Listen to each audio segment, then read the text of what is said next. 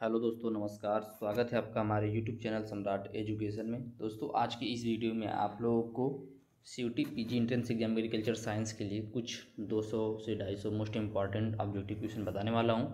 हम लोग की एक सीरीज चल रही है 20 डे चैलेंज के नाम से, ठीक है। तो उस चैलेंज का आज तीसरा दिन है और तीसरा वीडियो है, ठीक है। कभी कभी हो सकता है कि आप लोगों को ये कई दिन में 2 वीडियो 3 वीडियो देखने को मिले। जैसे आज आप लोगों को ये वीडियो देखने को मिलेगा, इसके बाद आप लोगों को एक मैं पेपर सॉल्व करवाऊंगा आज की डेट में, ठीक है। तो आप लोग उसको भी ज़रूर देख लीजिएगा और काफ़ी कुछ आप लोगों को देखने को मिलेगा जो कि मैंने क्वेश्चन बताया इसमें से। और पेपर को अच्छे से देखिएगा। पीडीएफ चाहिए आप लोगों को इसका, तो डिस्क्रिप्शन में व्हाट्सएप ग्रुप का लिंक, व्हाट्सएप नंबर दिया गया है, मैसेज करके आप लोग इसका पीडीएफ ले सकते हैं। चलिए देख लेते हैं, बहुत ही इंपॉर्टेंट क्वेश्चन है सब। मृदा शब्द की उत्पत्ति लैटिन भाषा के किस शब्द से हुई है? जो मृदा शब्द है, सॉइल शब्द है, इसकी उत्पत्ति लैटिन भाषा के किस शब्द से हुई है? तो सोलम से हुई है। किससे हुई भैया? सोलम से। मृदा अपरदन कितने प्रकार का होता है? मृदा अपरदन 3 प्रकार का होता है। सॉइल टेस्ट के फादर कौन है? ठीक है, फादर ऑफ सॉइल टेस्टिंग, ठीक है। या मृदा जांच के पितामह कौन है? तो एम.एल. ट्रंग, एम.एल. ट्रंग, TRUNG, ठीक है। एम.एल. ट्रंग जो हैं यह सॉइल टेस्ट के पितामह हैं, ठीक है। पेडोलॉजी शब्द सबसे पहले किसने दिया था?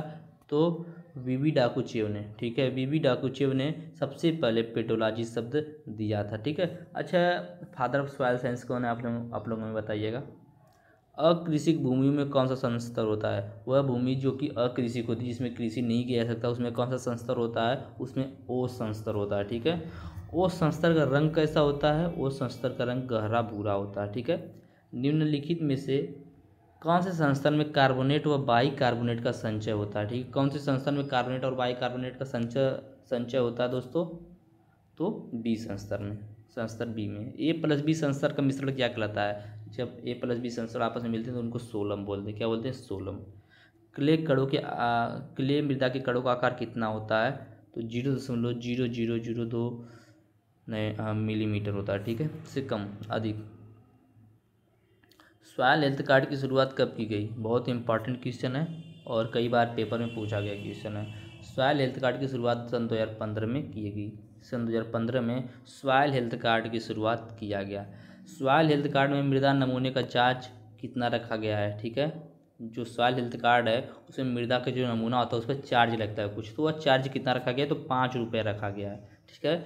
मृदा दिवस कब मनाया जाता है? तो 5 दिसंबर को मृदा दिवस के रूप में मनाया जाता है। आगे देखते हैं अगला क्वेश्चन। मृदा अपरदन 3 प्रकार का होता है। सतही सर्पण में मृदा कणों का आकार कितना होता है? तो 0.5 मिलीमीटर, ठीक है। सबसे कम मृदा अपरदन किस में होता है? तो निलंबन में। निलंबन में मृदा अपरदन सबसे कम होता है। जल अपरदन कितने प्रकार का होता है? 4 प्रकार का होता है। सर्वाधिक पोषक तत्वों का नुकसान कौन से क्षरण में होता है? तो परत क्षरण में, जो सीट इरोजन होता है ना, सीट इरोजन।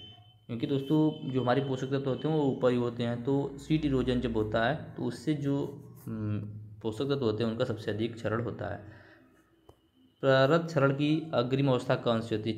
ठीक है, बोल रहा है कि जब आपका सीट इरोजन होता है उसके बाद कौन सा इरोजन होता है। तो इसके लिए आपको पूरा इरोजन का जो स्टेप होता है, पहले क्या होता है दोस्तों?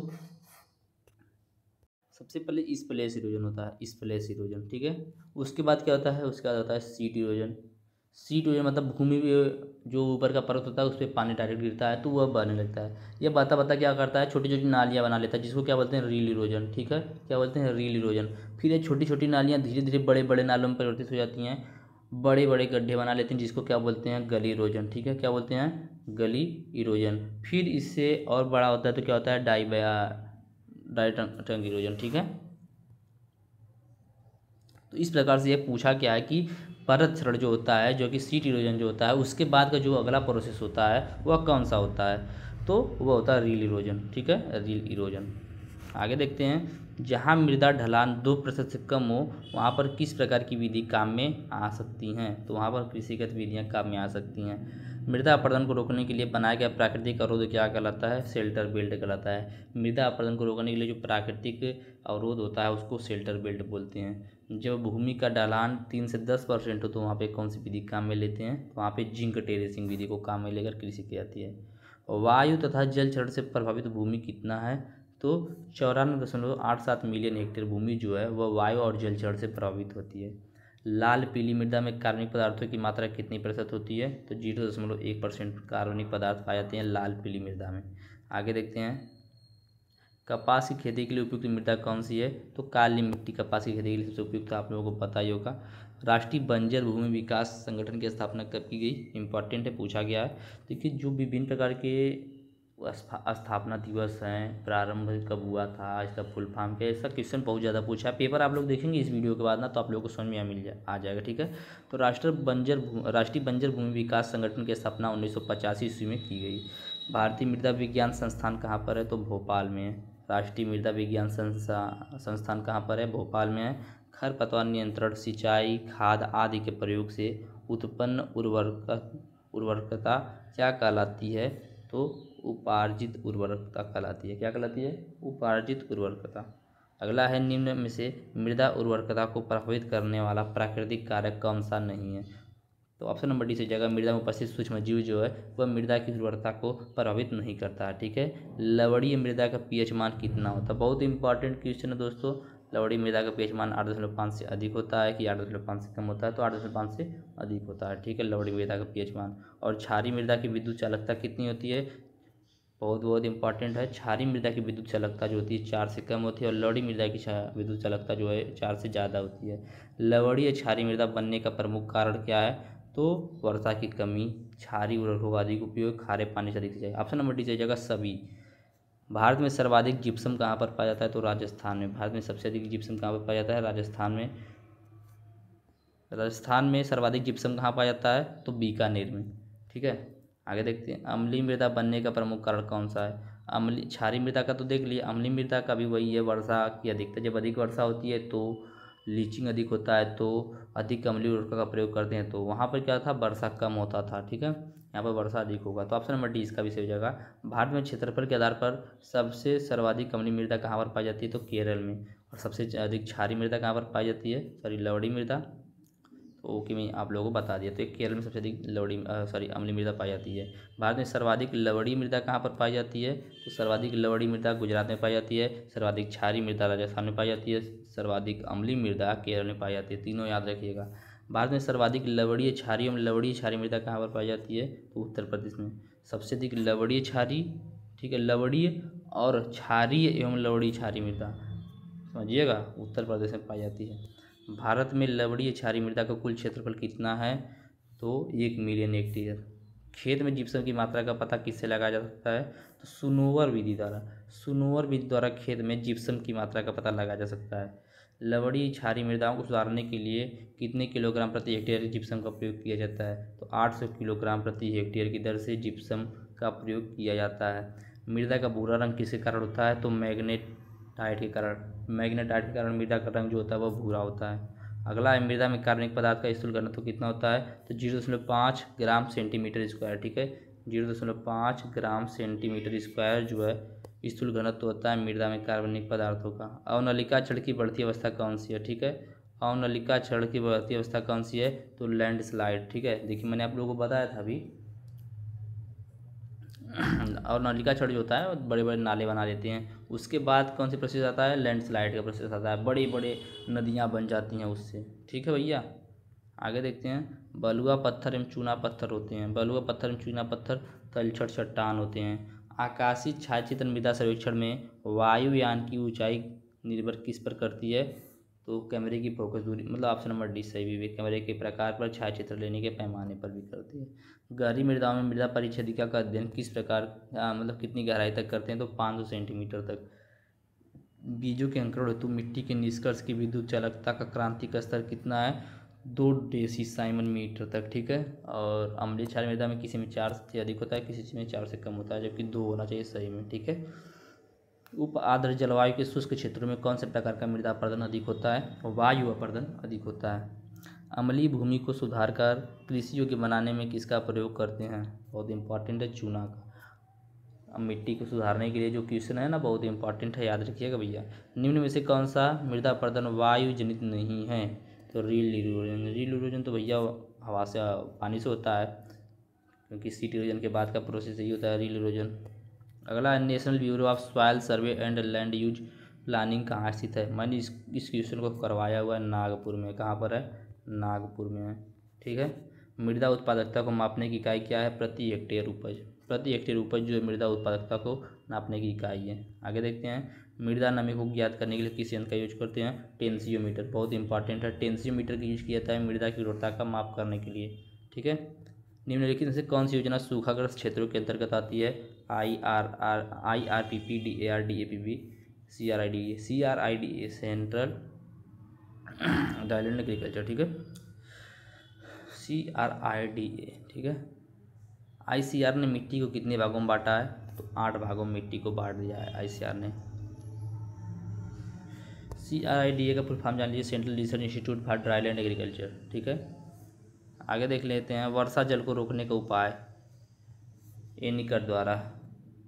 निम्न में से अपेक्षित आर्द्रता मापने का यंत्र कौन सा है? हाइग्रोमीटर। यह सब जो यंत्र वंत्र की बात हो रही है कि किससे कौन सा मापा जाता है, यह भी इम्पॉर्टेंट है। मृदा में खनिज पदार्थ की प्रतिशत मात्रा कितनी होती है? 45%। मृदा में 45% खनिज पदार्थ पाए जाते हैं। लोहा ऑक्साइड वाली मृदाओं का रंग कैसा होता है? लाल होता है। ठीक है। मृदा के सूक्ष्म जीवों की क्रियाशीलता के लिए उपयुक्त pH का कितना होना चाहिए? 6 से 7 pH। ओके। अगला है कोशिका जल। केशिका जल कितने वायुमंडलीय ताप पर आधारित होती है?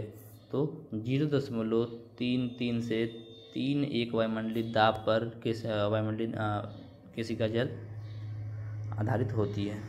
भूमि में जल व वायु की मात्रा कितना प्रतिशत है? 50%। भूमि में 50%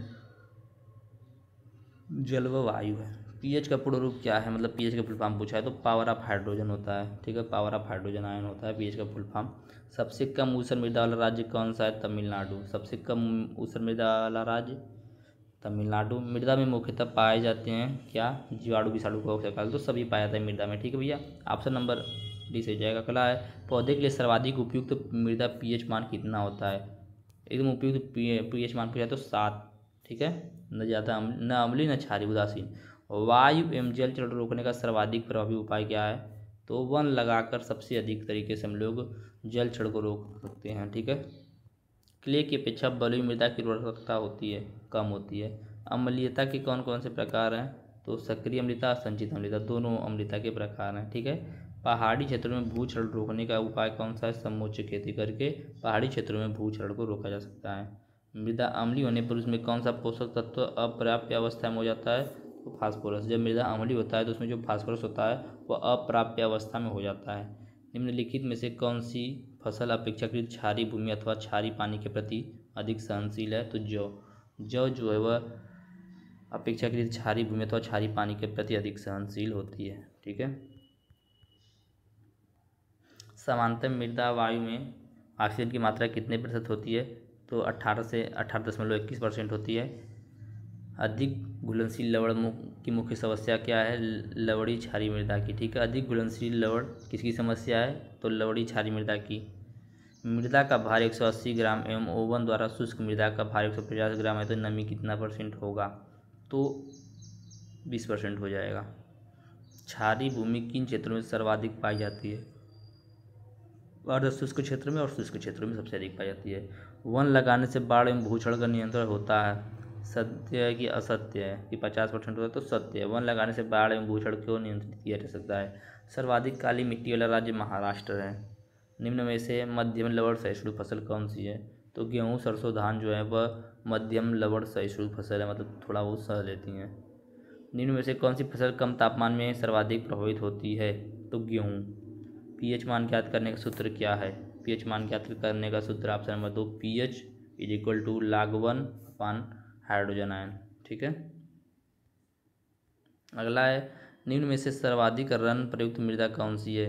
कड़ी मृदा। मृदा का निर्माण निम्न में से किससे होता है? तो पैतृक पदार्थों से होता है मृदा का निर्माण। भूमि की ऊपरी सतह जो कृषि कार्य करने में प्रयुक्त होती है उसको क्या बोलते हैं? उसको पृष्ठ मृदा बोलते हैं। चूने का प्रयोग किन मृदाओं में किया जाता है? तो चूने का प्रयोग अम्लीय मृदाओं में किया जाता है। सूक्ष्म जीवों का कार्बन और नाइट्रोजन अनुपात कितना होता है? Very very most important question. तो 4 से 9 संबंध 1, 4 से 9 संबंध 1 तक होता है सी अनुपात सूक्ष्म जीवों का। वे मृदाएं जिनमें बालू के कण 70% से अधिक एवं कले 15% से कम उपस्थित होते हैं वह कौन सी मृदा कहलाती है? तो बलुई मृदा कहलाती है। कैसी मृदा? बलुई मृदा। समानतः क्ले मृदाओं में क्ले के कण से कम कितने प्रतिशत होने चाहिए? 35% होने चाहिए। कितने? 35%। 1 हेक्टेयर की पृष्ठीय मृदा का वजन कितना होता है? 2.25 × 10⁻6। 2.25 × 10⁻6 होता है 1 हेक्टेयर की पृष्ठीय मृदा का वजन। ह्यूमस का कार्बन नाइट्रोजन अनुपात कितना होता है? ह्यूमस जो है उसका कार्बन नाइट्रोजन अनुपात होता है तो 10 से 12 संबंध 1। Very very most important question. देखिए जो अनुपात पूछता है ना, ऐसा क्वेश्चन बार बार पूछ दिया एग्जाम में। आप लोग पेपर देखेंगे आज तो खुद आप लोगों को आइडिया लग जाएगा। pH मान जैसे जैसे बढ़ता है वैसे जैसे हाइड्रोजन आयनों की सांद्रता घटती है या बढ़ती है? तो घटती है। pH मान जैसे जैसे बढ़ेगा वैसे वैसे हाइड्रोजन आयन की सांद्रता घटेगी। लवणीय मृदा को गुजरात में किस नाम से जाना जाता है? तो रेह के नाम से जाना जाता है। क्षारीय मृदाओं में विनिमयशील सोडियम कितने प्रतिशत होता है? ठीक है, soluble sodium percentage. Soluble sodium percentage कितना होता है भैया क्षारीय मृदाओं में? तो 15% से अधिक होता है और लवणीय मृदाओं में 15% से कम होता है। खादर व बांगर कौन सी मृदा के प्रकार? तो जलोढ़ मृदा के। निम्न में से कौन सी मृदाएं मोरिलोनाइट क्ले खनिज से संबंधित है? तो काली मृदाएं। ठीक है। भारत में जलोढ़ मृदाएं कितने मिलियन हेक्टेयर क्षेत्र में है? तो 143 मिलियन हेक्टेयर क्षेत्र में। निम्न में से कौन सी मृदाएं केओलिनाइट खनिज तत्व द्वारा निर्मित हैं? तो लाल मृदा। भारत में लेटेराइट मृदाएं कितने क्षेत्रफल में पाई जाती हैं? तो 25 मिलियन हेक्टेयर क्षेत्रफल में भारत में लेटेराइट मृदा पाई जाती है। जल बहाव किससे मापा जाता है? पार्सल ल्यूम द्वारा। पार्सल ल्यूम द्वारा जल बहाव को मापा जाता है। मृदा में सबसे अधिक कौन सा खनिज पाया जाता है?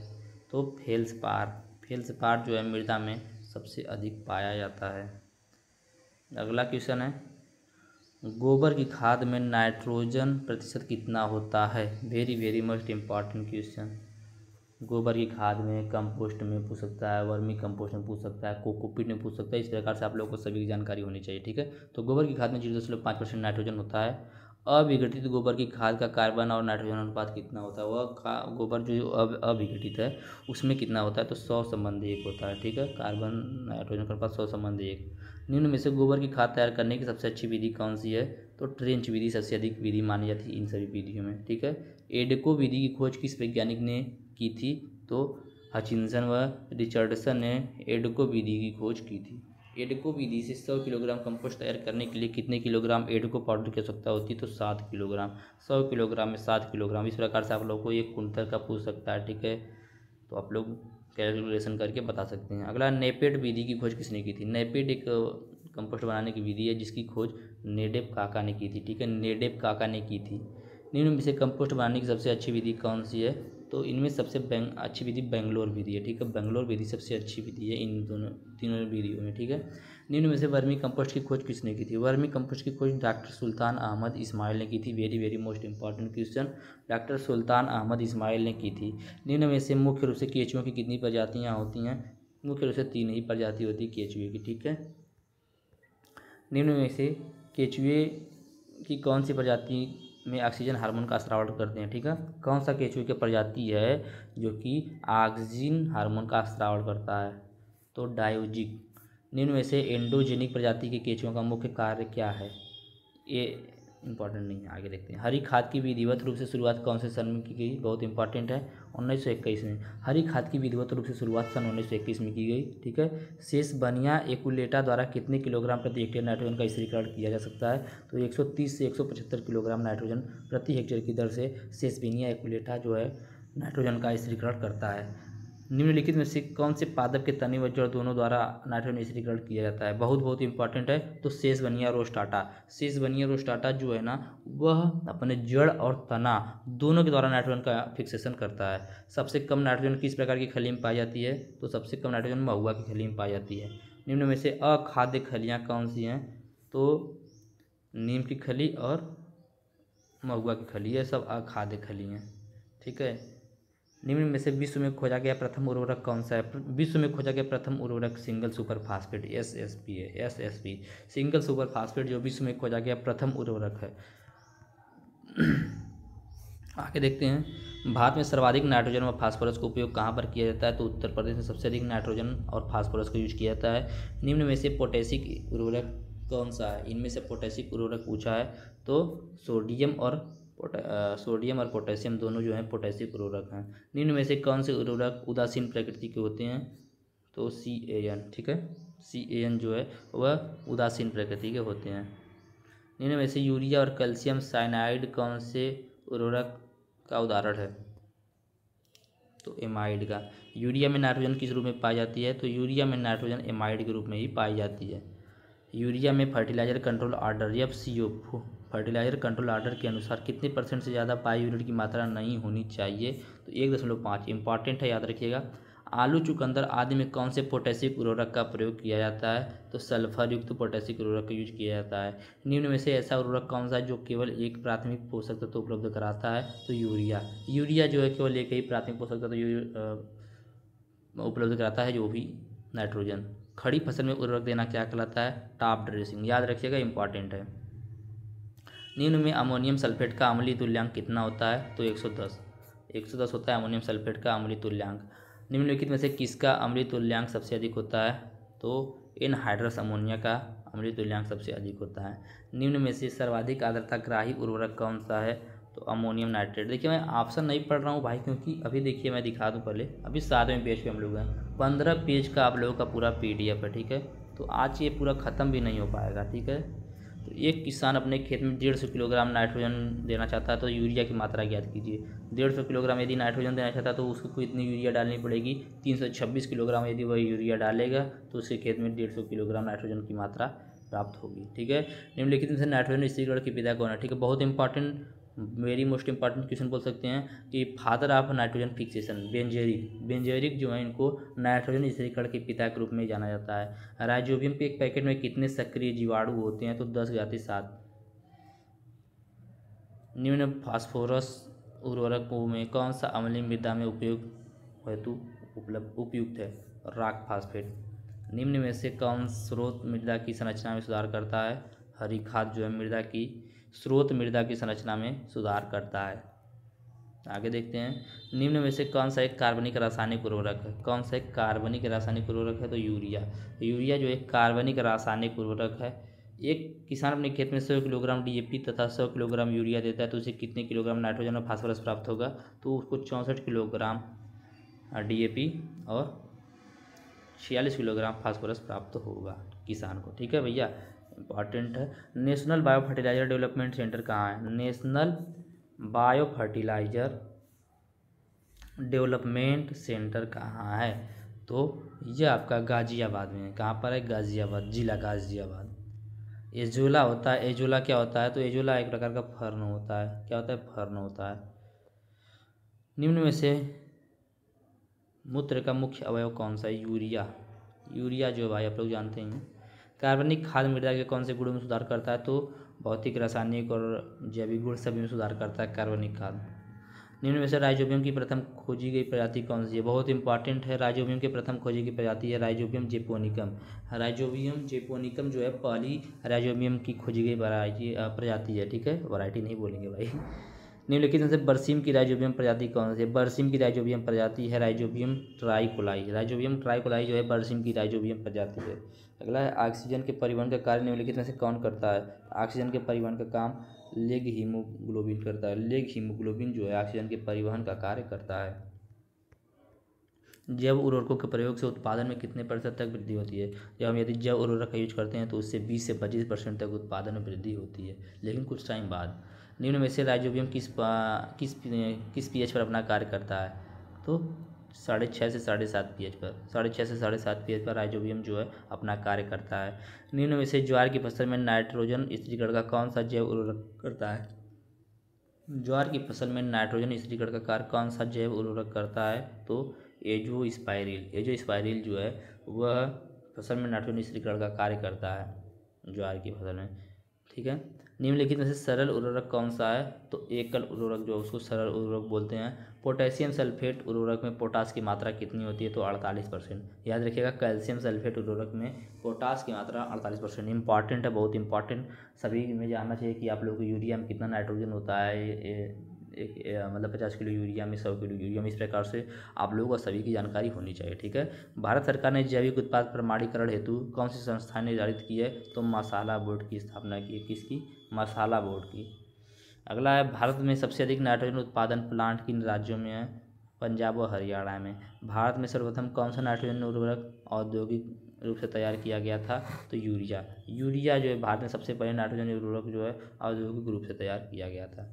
आगे देखेंगे, भू परिष्करण कितने प्रकार का होता है? बहुत बहुत इम्पॉर्टेंट स्लाइड है भाई। ये आज का जो वीडियो है ना, बहुत ज़्यादा इम्पॉर्टेंट है, याद रखिएगा पीछे वाले वीडियो से। भू परिष्करण कितने प्रकार का होता है? भू परिष्करण जो होता है वह 3 प्रकार का होता है। संरक्षित भू परिष्करण सर्वप्रथम कहाँ अपनाया गया था? यूएसए में। यूएसए में सबसे पहले संरक्षित भू परिष्करण को अपनाया गया था। अगला है, प्राथमिक भू परिष्करण का मुख्य उपकरण क्या है? तो हल, प्लाऊ जो है प्राथमिक भू परिष्करण का मुख्य उपकरण है। संरक्षित भू परिष्करण में किसे नहीं अपनाया जाता है? तो प्राथमिक भू परिष्करण को संरक्षित भू परिष्करण में नहीं अपनाया जाता है। जीरो टिल एज या भू परिष्करण का मुख्य उपकरण क्या है? तो सीड ड्रिल। सीड ड्रिल जो है जीरो टिलेज का मुख्य उपकरण है। भारत में सर्वाधिक जीरो टिलेज कहाँ किया जाता है? उत्तराखंड में किया जाता है। भू परिसर की रीढ़ की हड्डी किसे कहता है? बहुत बहुत इंपॉर्टेंट क्वेश्चन है। भू परिसर की रीढ़ की हड्डी किसे कहा जाता है? तो यह पैराक्वाट व डाइक्वाट को कहा जाता है।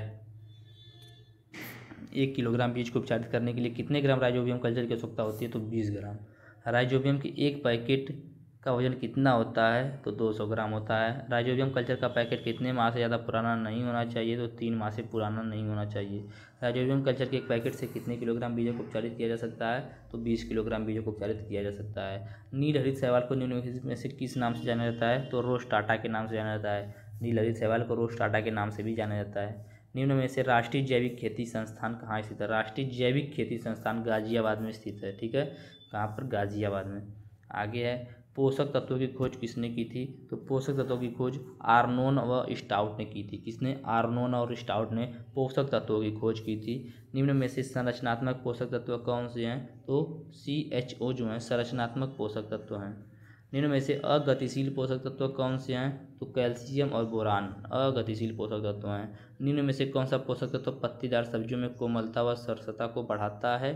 तो नाइट्रोजन। नाइट्रोजन जो है पोषक तत्व जो है पत्तियों में सब्जियों में कोमलता और सरसता को बढ़ाता है। फूल गोभी का बटनिंग रोग कौन से पोषक तत्व की कमी से होता है?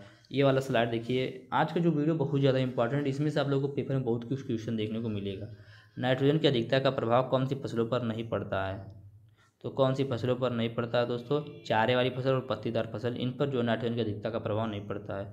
निम्न में से कौन सा पोषक तत्व DNA और RNA का भाग है?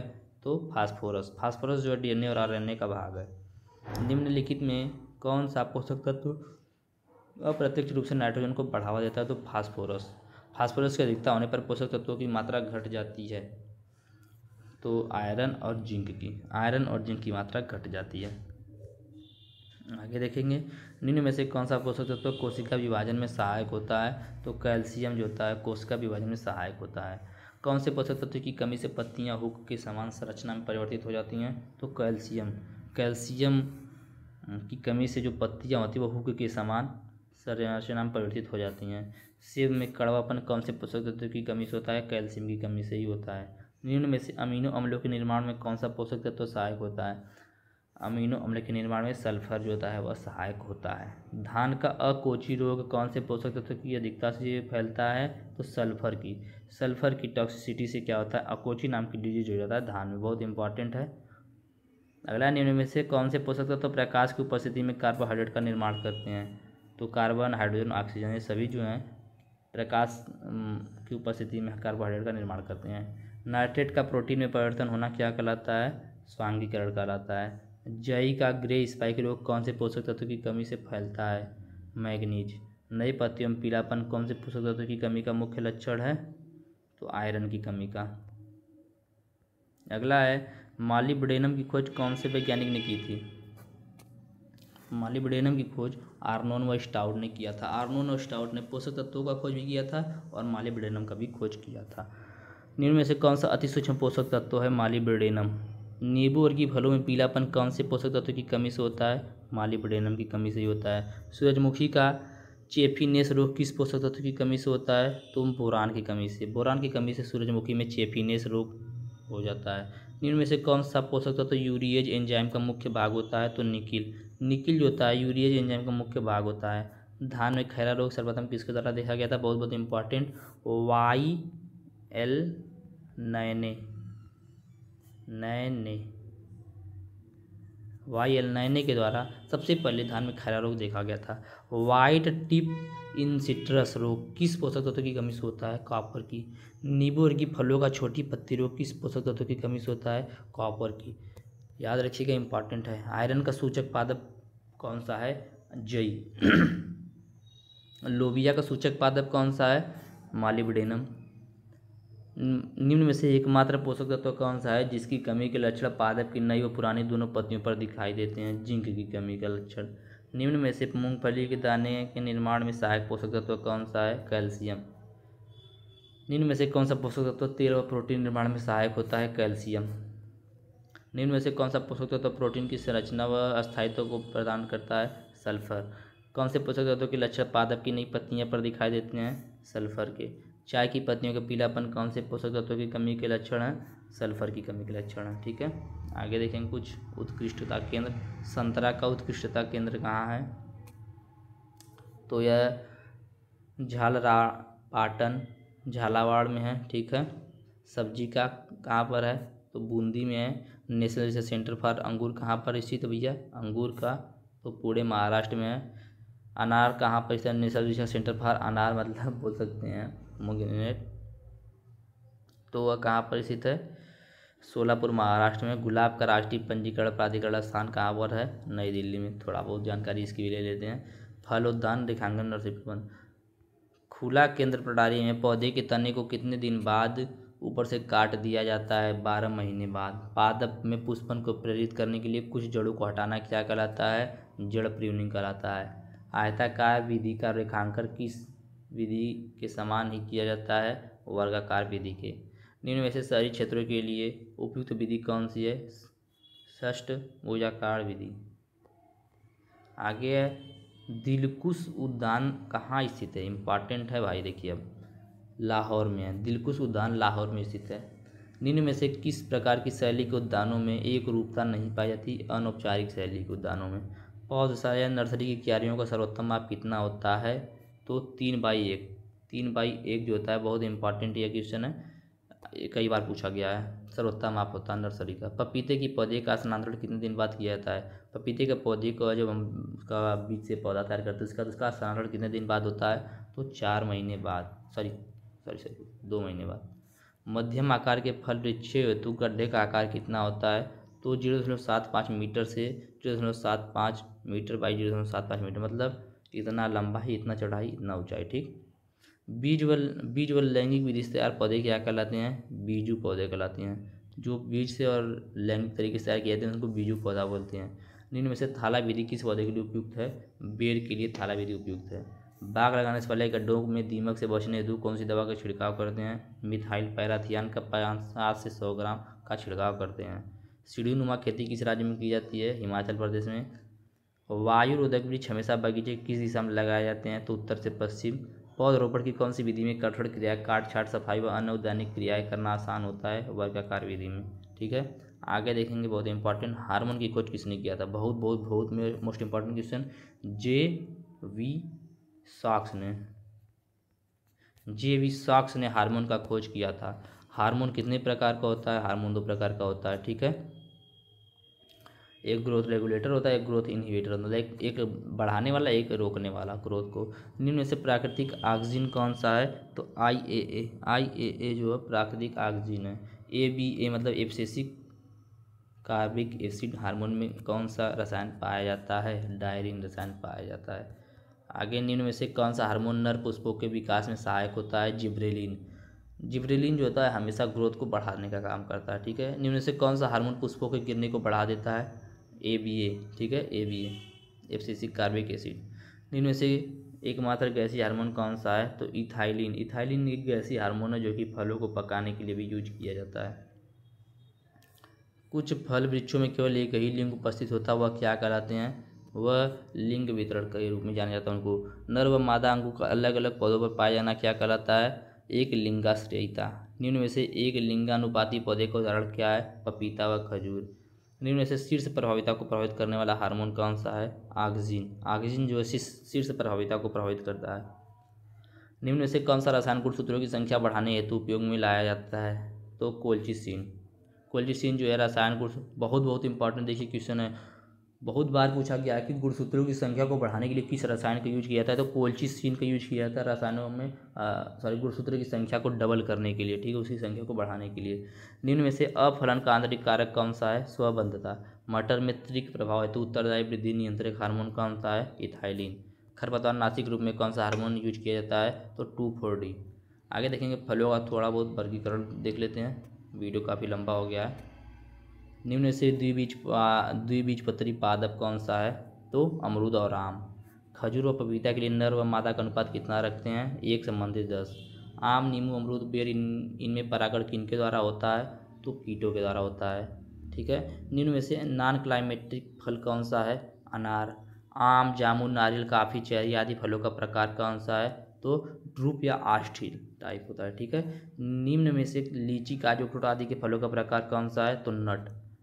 निम्न में से अंगूर का खाने योग्य भाग्य क्या कहलाता है? प्लेसेंटा कहलाता है। नारियल का खाने योग्य भाग्य क्या कहलाता है? एंडोस्पर्म। निम्न में से शहतूत, अखरोट आदि पादपों का पुष्पक्रम कैसा होता है? कैरेकन होता है। कैसा? कैरेकन। निम्न में से कोल क्रॉप्स का प्रकार, फल का प्रकार कैसा होता है? सिलुकुआ। कौन से फल क्रमशः वसा व प्रोटीन के सबसे अच्छे स्रोत होते हैं? अखरोट व काजू। अखरोट व काजू जो हैं वसा व प्रोटीन के सबसे अच्छे स्रोत होते हैं। निम्न में से कौन सा तत्व सब्जियों में सबसे कम मात्रा में पाया जाता है? वसा। निम्न में से कौन सा पादप पोटेशियम का अच्छा स्रोत होता है? पालक। पालक जो है पोटेशियम का अच्छा स्रोत होता है। आगे देखेंगे कुछ प्रोपागेशन रिलेटेड। किस विधि से बहुतायत संख्या में पौधे तैयार किए जा सकते हैं? तो ऊतक संवर्धन विधि से, ठीक है, टिश्यू कल्चर से। मसाले वाले पादपों में अलैंगिक प्रवर्धन किसके द्वारा होता है? तो पत्ती व कलम के द्वारा। कटहल, चीकू आदि में अलैंगिक प्रवर्धन किसके द्वारा होता है? इनार्चिंग के द्वारा। अगला है स्फेगनम मांस घास को उपयोग प्रवर्धन की किस विधि में किया जाता है? तो एयर लेयरिंग विधि में। लैंगिक विधि में प्रवर्धन किसके द्वारा होता है? तो बीज के द्वारा। पश्चिमी शुष्क प्रदेशों में प्रचलित आम के प्रवर्धन की इन सीटू विधि कौन सी है? तो सॉफ्टवुड ग्राफ्टिंग। ग्राफ्टिंग में पौधे को ऊपरी भाग व निचला भाग क्रमशः क्या कहलाता है? तो सांकर व मूलवृंत कहलाता है। आलू में प्रवर्धन किसके द्वारा होता है? तो ट्यूबर के द्वारा। ट्यूबर के द्वारा आलू में प्रवर्धन होता है। आगे देखेंगे फलदार पौधों का फल उत्पादन संबंधित अध्ययन क्या कहलाता है? पोमोलॉजी। फलदार पौधों का फल उत्पादन संबंधित अध्ययन क्या कहलाता है? पोमोलॉजी कहलाता है। लाख की खेती करना क्या कहलाता है? लैक कल्चर कहलाता है। सेब का लाल रंग किसके कारण होता है? इंपॉर्टेंट है, तो एंथोसायनिन के कारण सेब का रंग जो होता है वह लाल होता है। सरसों में तीव्र गंध का प्रमुख कारण क्या होता है? तो सीनी ग्रीन। फलों का राजा कौन सी फसल को कहा जाता है? आम को कहा जाता है। शीतोष्ण फलों का राजा सेब को कहा जाता है। मैंने पहले ही आप लोगों को ये सब बताया हुआ है। पपीता के फल में कितने 100 ग्राम विटामिन ए की मात्रा होती है? तो 220 IU/100। काजू में प्रोटीन की मात्रा कितने % होती है? तो 21%। बादाम में वसा की मात्रा कितने % होती है? 58%। अंगूर में क्लाइक्स एंड रूट रोग की समस्या कौन से पोषक तत्व की कमी से होता है? कैल्शियम की कमी से। राष्ट्रीय कृषि विपणन संस्थान कहाँ स्थित है? तो जयपुर में स्थित है, ठीक है। तो ये कुल आपके लगभग 200 से 250 क्वेश्चन थे जो कि मैंने आप लोगों को बताए, जो कि आपके एग्जाम के लिए इंपॉर्टेंट, बहुत ज़्यादा इंपॉर्टेंट होने वाले हैं। ये जो मैंने आप लोग को 20 दिन का चैलेंज दिया है ना, बस मैं जितना बता रहा हूँ आप लोग उतना पढ़ लीजिए। जो मैं पेपर सॉल्व करा रहा हूँ उतना पेपर आप लोग देख लीजिए। मुझे उम्मीद है कि आप लोगों का जो पेपर है, जो एंट्रेंस वो निकल जाएगा, आप लोग अच्छा क्रेडिट ला सकते हैं, ठीक है। उम्मीद करते हैं वीडियो अच्छा लगा होगा। वीडियो अच्छा लगा तो वीडियो को लाइक कीजिएगा, चैनल को सब्सक्राइब कीजिएगा, अपने दोस्तों के पास शेयर कीजिएगा। धन्यवाद। जय हिंद।